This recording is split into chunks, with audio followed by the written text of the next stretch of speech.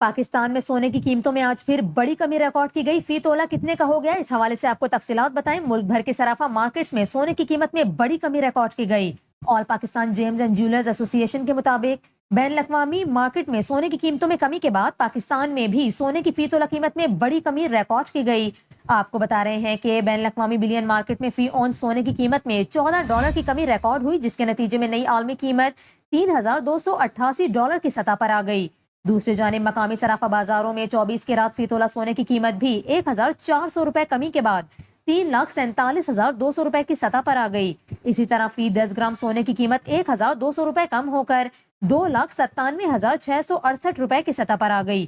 فی تولہ چاندی کی قیمت $24 کمی کے بعد $3,356 اور 10 گرام چاندی کی قیمت $21 کی کمی سے $2,962 کی سطح پر آ گئی.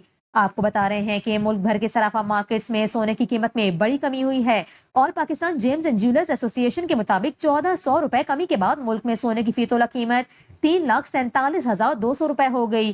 اسی طرح 10 گرام سونے کا بھاؤ $1,200 کم ہو کر $2,97,668 کا ہو گیا.